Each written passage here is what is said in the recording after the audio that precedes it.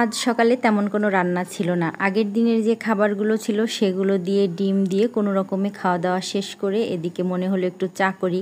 চা তো বেশি খাই না, আপনাদের ভাইয়াও রয়েছে বাসায়, মনে হলো সবাই মিলে একটু চা খাই।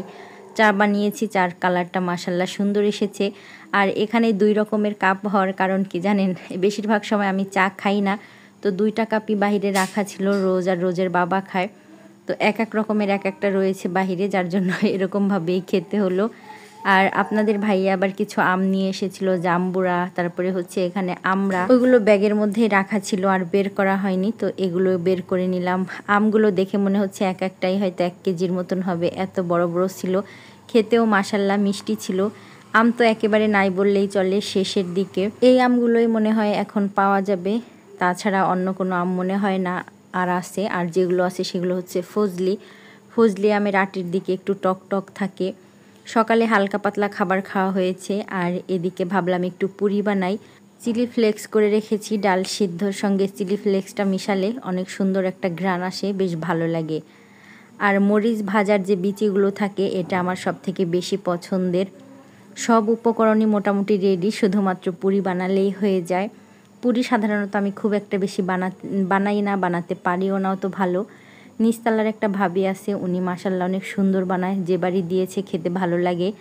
আর তাছাড়া এটা সবারই একটা কমন সমস্যা, নিজের খাবারের থেকে অন্যের খাবারই মনে হয় বেশি স্বাদ লাগে, তাই না? পুরি বানানোর জন্য বাসায় যে সবসময় রুটি খাওয়ার আটা ছিল, আটাগুলো একটু বেশি করে তেল দিয়ে লবণ দিয়ে ম্যারিনেট করে রেখেছি। ধরলে বোঝা যাচ্ছিল যে কতটা স্মুথ হয়ে গিয়েছে। প্রায় আধা ঘন্টার মতন ম্যারিনেট করে, মানে মেখে ডো তৈরি করে ঢেকে রেখে দিয়েছিলাম। আর এই যে পুরির যে মশলাটা, মানে ভিতরে দেওয়ার জন্য বলে পুর, এটা ফ্রিজেই করা থাকে, একটু বেশি পরিমাণে একদিন করে রেখেছিলাম যাতে বানাতে পারি। মোটামুটি সব রেডি হয়েছে ভিতরে পুর দিয়ে, এখন আমি বেলে নিচ্ছি। এই জায়গাটাতে বেলতেছি বলে অনেকের খারাপ লাগতে পারে, তবে এখানে কাজ করতে কিন্তু বেশ ভালোই লাগে। অনেকে আছে রুটিও বেলেন, হয়তো আমিও কিন্তু মাঝে মধ্যে বেলি। অনেকের দেখে হয়তো খারাপ লাগতে পারে, খারাপ লাগার কোনো অপশনই নেই। পরিষ্কার মোটামুটি যতটা করার দরকার করে নিয়েছি। আর আলহামদুলিল্লাহ সবগুলোই কিন্তু পুরি ফুলে যাচ্ছিল, দেখে বেশ ভালোই লাগতেছিল। নিজের বানানো তো, ভালো হলে বেশ ভালোই লাগে। বেশ অনেকগুলোই বানানো হয়েছে, ভাবিদের সঙ্গে একটু শেয়ার করলাম। পুরি খাওয়ার পরে দুপুরে রান্নাবান্নাও করেছি। এত তাড়াহুড়া করে কাজ সেরেছি যার ভিডিওই করতে পারিনি। এরপরে আবার আপনাদের ভাইয়ার সঙ্গে ডাক্তারের কাছে যাওয়া হয়েছিল, তার শরীরটা তো খারাপ, আগেই বলেছি, আপনারাও জানেন।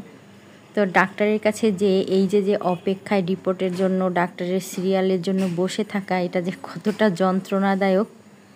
তো মোটামুটি সব রকমের টেস্ট শেষ করে, অনেক বেশি কাশি ছিল যার জন্য এক্সরে করতে হয়েছে। তো কয়েক রকমের টেস্ট শেষ করে বাসায় এসেছি। বাসায় এসে তো প্রচুর ক্ষুধার্ত ছিলাম, কোনো রকমে খাবার দাবার। আর আপনাদের সঙ্গে তো রান্না কী করেছি সেটাও আজ আর শেয়ার করতে পারিনি। ফ্রেশ হয়ে বাবুকে আগে খাইয়ে নিয়েছি, এরপরে খেতে বসে গিয়েছি। বাবা এটা বলতেছে যে মাম্মাকে খাইয়ে দাও, তো তাকে খাইয়ে দেওয়ার জন্য বাবু দেখুন চিল্লাইতেছে, মানে খেলতেছে। একটা প্লেটের মধ্যেই নিয়েছি। আজকে মুরগির মাংস রান্না করা ছিল, আর মাছ ভুনা ছিল, এদিকে ডাল দিয়ে পুঁই শাক রান্না করেছি, লেবুও ছিল।